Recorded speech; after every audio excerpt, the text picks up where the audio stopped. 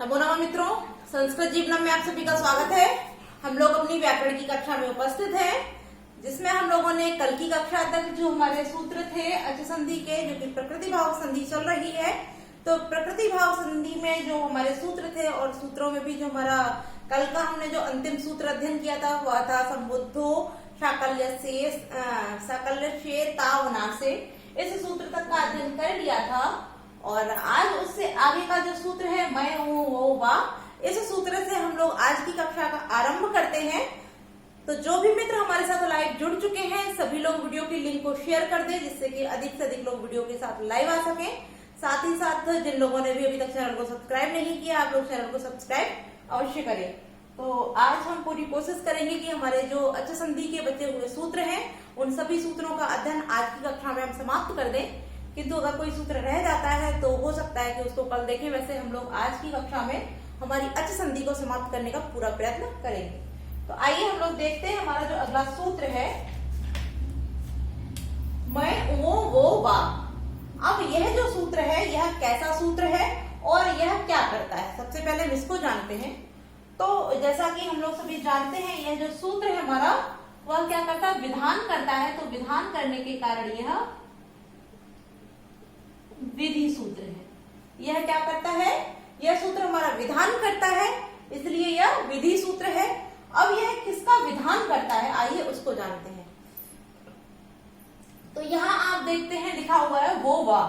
तो यहाँ दो बार वा का मतलब क्या है, एक बार का अर्थ तो हम विकल्प ले सकते हैं, दूसरा क्या है तो हाँ यहाँ जो आदेश है अर्थात जिसका विधान करता है वो किसका करता है, वा। ये वा का ही विकल्प से विधान करता है।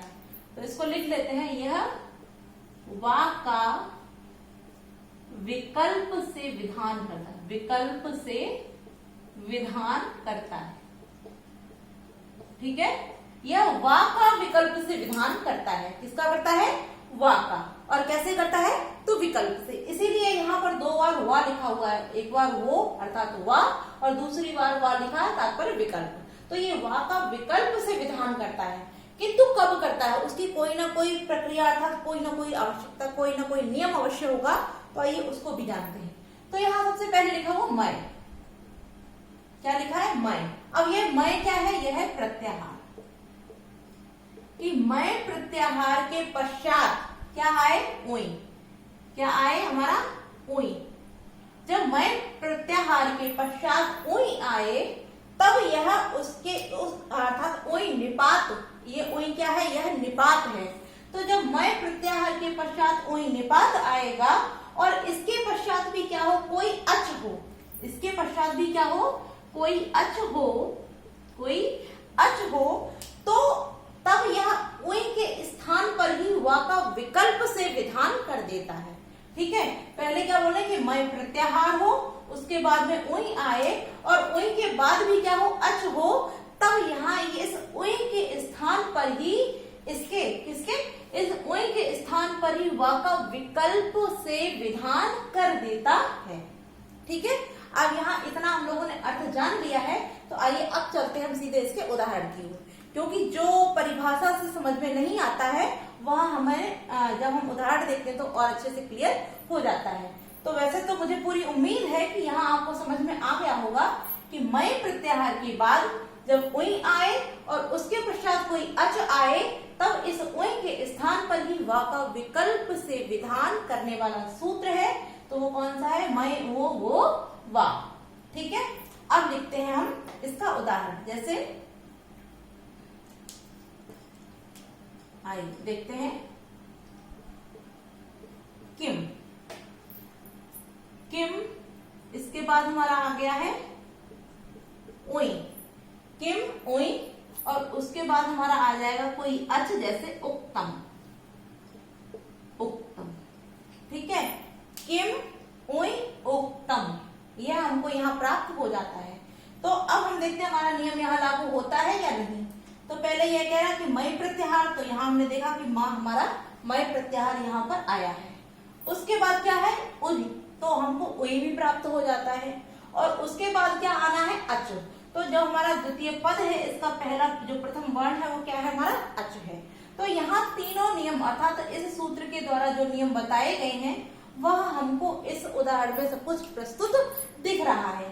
मय प्रत्याहार भी है, उसके बाद उई है, उसके बाद अच है, तो इसका तात्पर्य यहाँ पर यह नियम लागू हो जाएगा, अर्थात इस उई के स्थान पर विकल्प से वा का विधान हो जाएगा। ठीक है, आइए अब क्योंकि ये हलंत है तो इसका हम से लोपा से लोप कर देंगे, तो हमको यहाँ क्या रह जाएगा, केवल ऊ रह जाएगा। यहाँ पर हमारा उक्तम है और यहाँ हमारा किम है। अब क्योंकि यह विकल्प से उई के स्थान पर किसका विधान कर रहा है, वा का, तो जब वा का विधान होगा तो यहाँ पर हमारा वा हो जाएगा और उसके बाद में उक्तम दिया है, यहाँ पर किम दिया है। ठीक है, इस प्रकार से ऊ के स्थान पर विकल्प से यहाँ वा का विधान कर दिया गया है।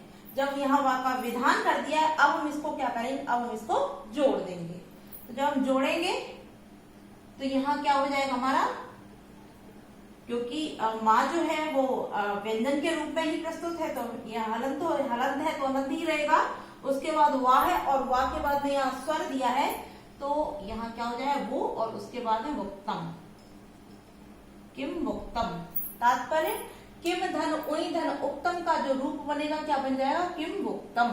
ठीक है, यह इस प्रकार से इस सूत्र के द्वारा विकल्प का रूप यहाँ हमको यहाँ प्राप्त हो जाता है। ठीक है, अब क्योंकि यहाँ विकल्प से कर रहा है तो एक रूप तो हमको यहाँ प्राप्त हो गया, किम वक्तम। आइए यहाँ लिख देते हैं इसको, क्या प्राप्त हो जाता है हमको, किम वक्तम। ठीक है, प्रथम रूप हमको यह प्राप्त हो गया इसका। अब क्योंकि यह विकल्प से कर रहा है तो हम इसको क्या करेंगे, अब इसको हम साफ कर देते हैं इतना, क्योंकि इसने विकल्प से किया है तो ऊपर का नियम तो वही रहेगा, किम, उसके बाद उई, क्योंकि मय प्रत्याहार, फिर उई, उसके बाद उक्तम है, तो विकल्प से कर रहा था तो एक बार विकल्प से वा का विधान किया तो हमको जो रूप प्राप्त हुआ वो क्या प्राप्त हो जाएगा, किम वक्तम। इस प्रकार से इसका जो रूप था वह प्राप्त हो गया है। अब जब यह इसका रूप हमको इस प्रकार प्राप्त हो जाता है तो अब क्योंकि विकल्प से करता है तो एक बार होगा एक बार नहीं होगा, और जब हुआ तब यह रूप प्राप्त हुआ, जब नहीं होगा तब क्या होगा, आइए उसको देखते हैं। तो हमने देखा कि हमको यहाँ किम के मय और मय के बाद उई, उई के बाद उक्तम प्राप्त है, तो हमने यहाँ का हम जो यहाँ था उसका तस्य रूपा से लोप कर दिया, तो हमारे पास बचा ऊ, और इस ऊ का क्या होगा, अब वा से विकल्प का विधान नहीं होगा, क्योंकि विकल्प का विधान हम कर चुके हैं, वा का विधान। अब यहाँ ये ऐसे के ऐसा ही रहेगा, और जब ये ऐसा का ऐसा ही रहेगा तब यहाँ हमारा क्या आ जाएगा, क्योंकि यह उई क्या है, यह निपात है, और निपात भी कैसा है, एक अच है। कैसा है, एक अच है।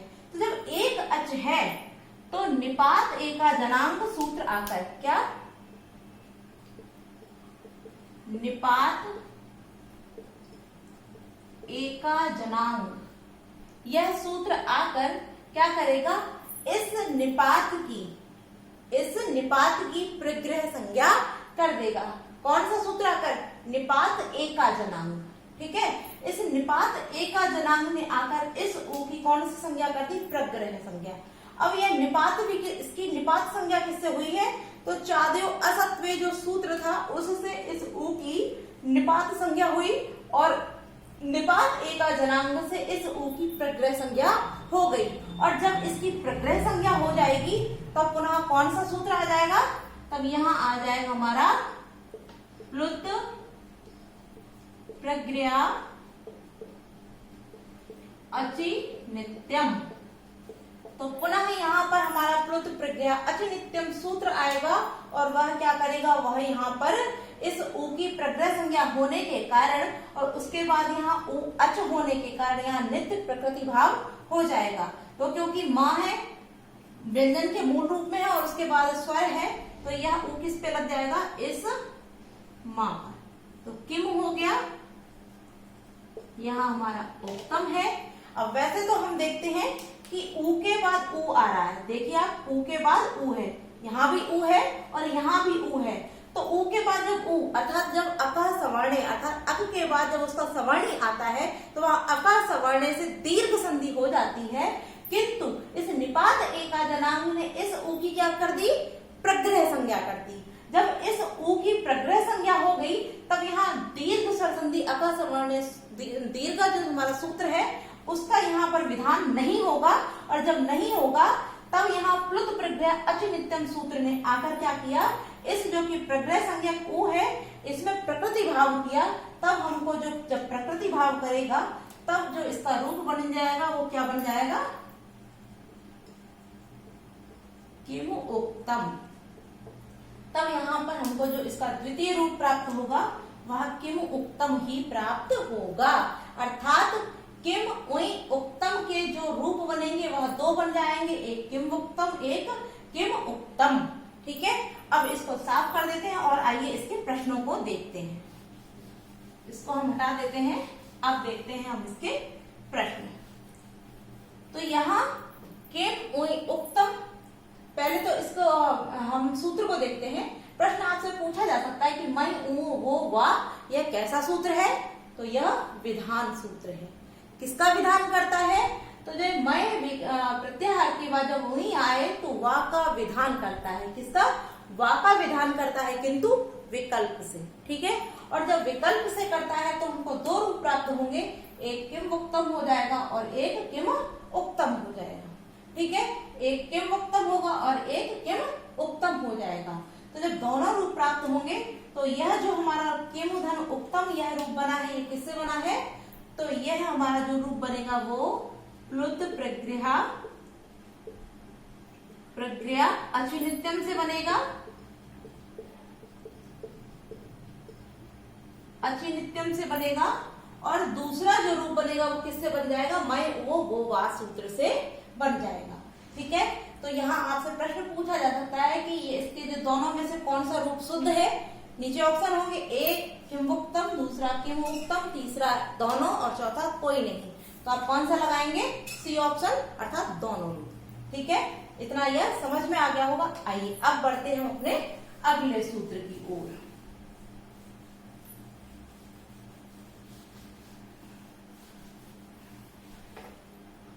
अगला हमारा सूत्र है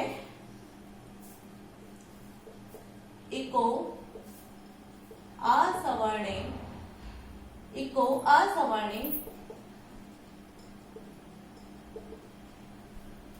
साकल्यस्य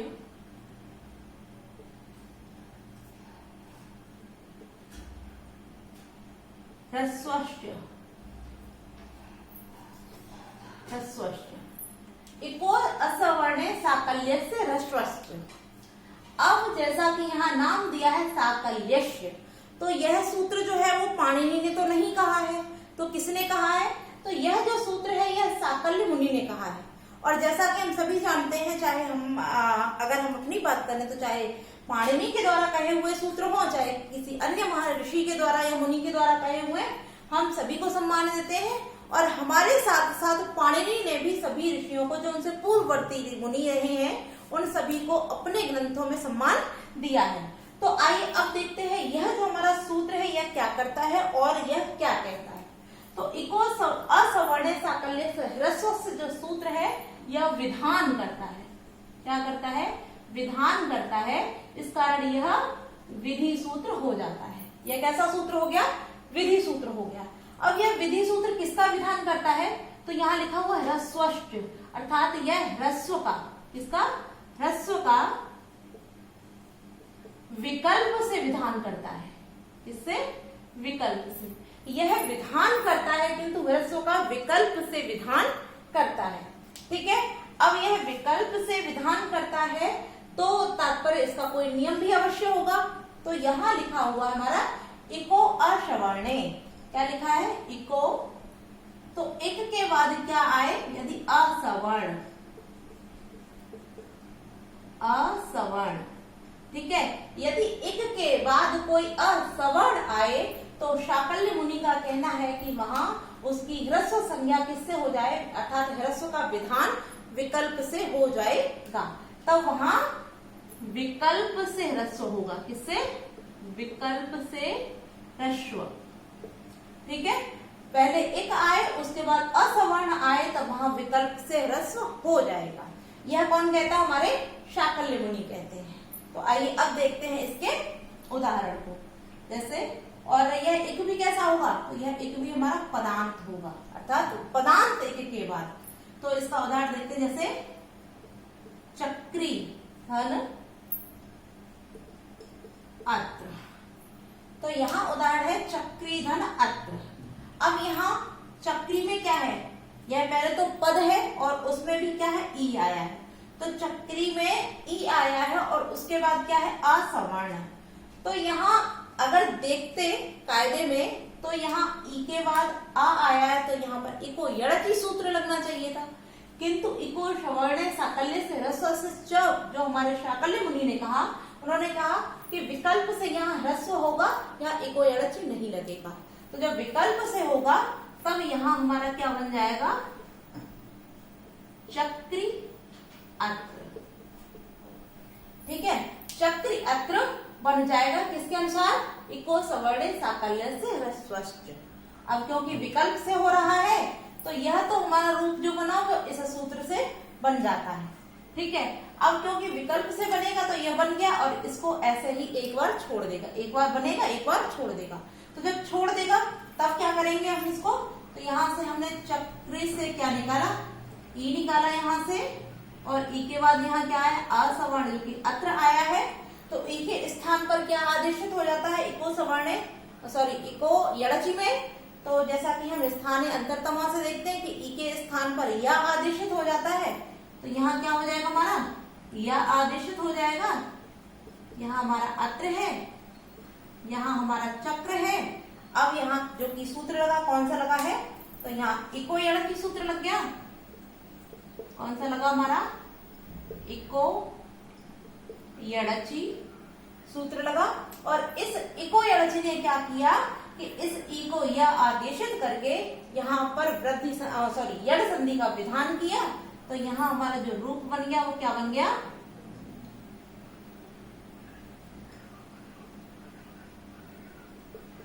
चक्रित्र, चक्रयत्र। ठीक है, तो हमारे यहाँ चक्री धन अत्र के भी हमको दो रूप प्राप्त हो जाते हैं, एक चक्री अत्र हो जाएगा और दूसरा चक्र यत्र हो जाएगा। ठीक है, किंतु दोनों ही रूपों में यहाँ दोनों अलग अलग सूत्र हो जाएंगे। चक्री अत्र की बात करें तब इको सवर्ण साकल्य ह्रस्व से होगा, क्योंकि यह ह्रस्व का विधान करता है, किंतु विकल्प से कर रहा था। तो एक बार इसने इसका विधान किया और एक बार इसको ऐसे ही छोड़ दिया। जब इसने छोड़ दिया तब यहाँ पर कौन सा था, हमारा इको यड़ची सूत्र आ गया। और जब इको यड़ची सूत्र आया तो इसने क्या किया, इक के स्थान पर यड़ का विधान किया। और जैसा कि इको यड़ची सूत्र को हम लोग पहले पढ़ चुके हैं, तो इसलिए इसकी विस्तृत व्याख्या न करके सीधा सीधा हम लोगों ने देख लिया कि इक के स्थान पर यड़ आदेशित होना था।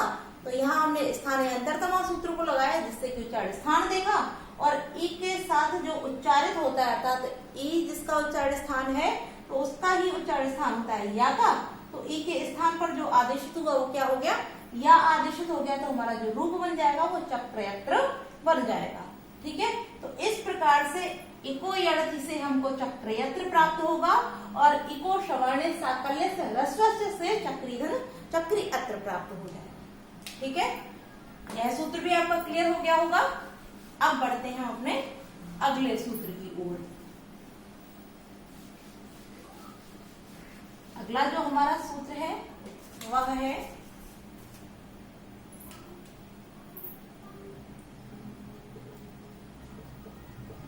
अचो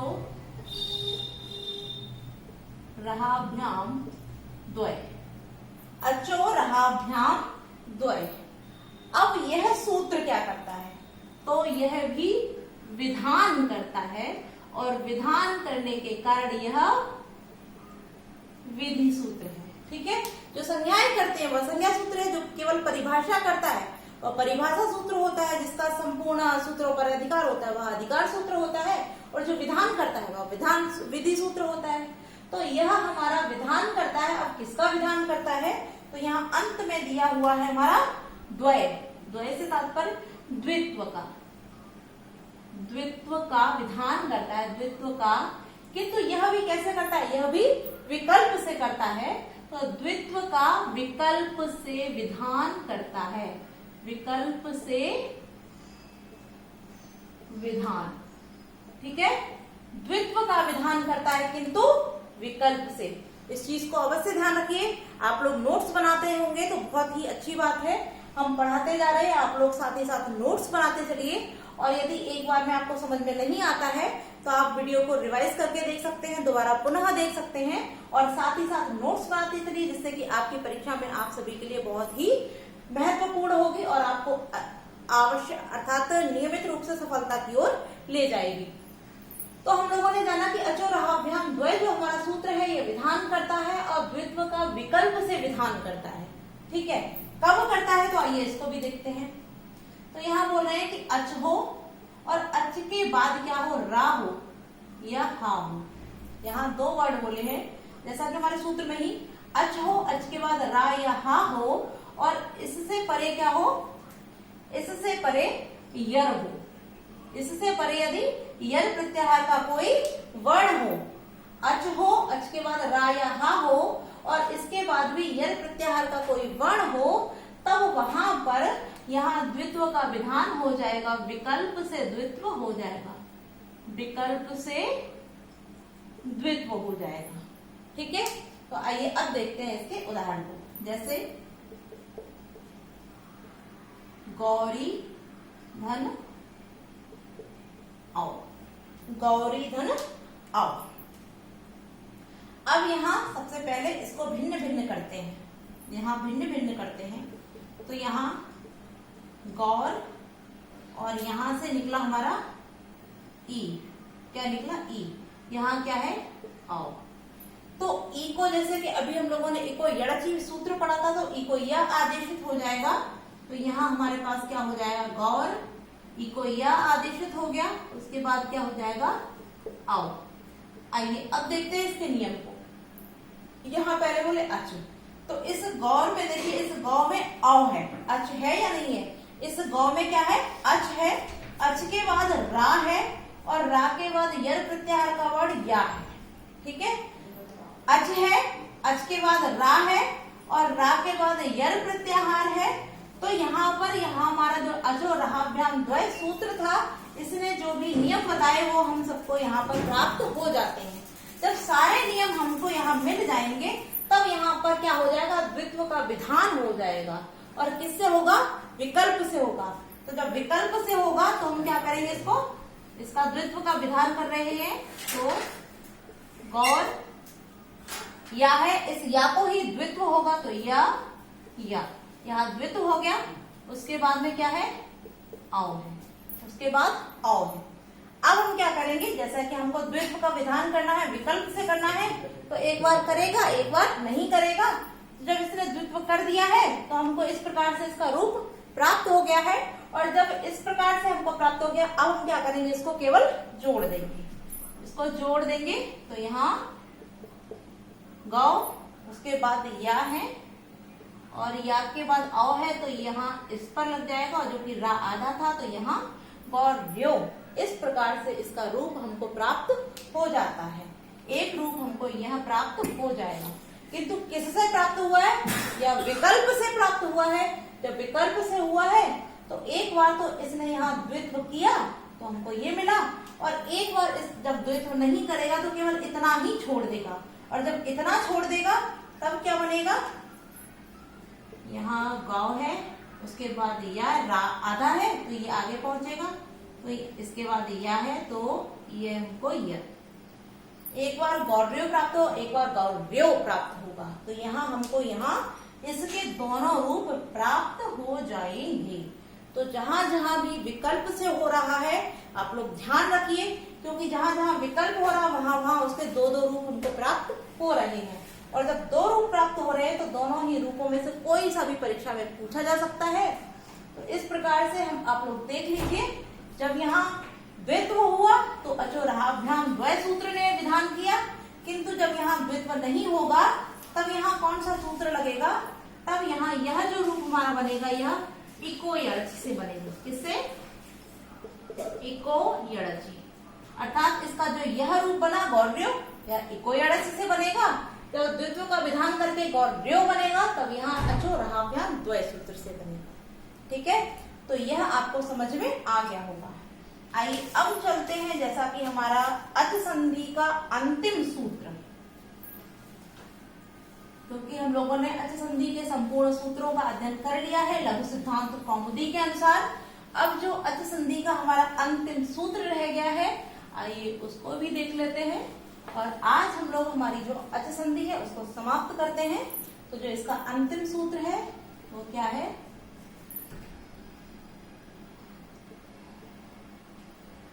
रिक्त्यका।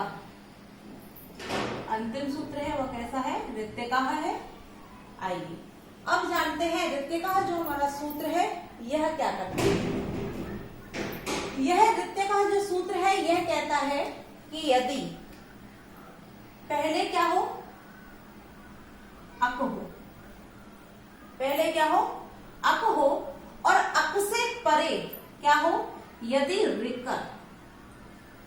कैसे दीदी? ह्रस्व। यदि अक प्रत्याहार से परे ह्रस्व री हो, ह्रस्व री हो, तब वहां पर उस पदांत अक को, यह जो पदांत अक होगा इसको विकल्प से ह्रस्व हो जाएगा, अर्थात विकल्प से ह्रस्व हो जाएगा। तो यानी कि अक हो पहले और अक के बाद, अक के परे यदि ह्रस्व ऋ हो तो यहाँ जो अक होगा इस पदांत अक को, यहाँ पद होना चाहिए अर्थात यहाँ लिख देते हैं पदांत अक से परे यदि ह्रस्व ऋ आए तो इस पदांत अक के स्थान पर विकल्प से यह भी ह्रस्व का विधान कर रहा है। किससे कर रहा है? विकल्प से ह्रस्व का विधान कर रहा है। तो यह सूत्र भी हमारा विधि सूत्र हो जाएगा, ठीक है। और क्योंकि विकल्प से कर रहा है तो एक बार करेगा और एक बार नहीं करेगा, तो हमको दो रूप यहाँ भी प्राप्त हो जाएंगे। तो आइए लिख देते हैं, यह सूत्र भी हमारा विधि सूत्र है। किसका विधान कर रहा है? तो विकल्प से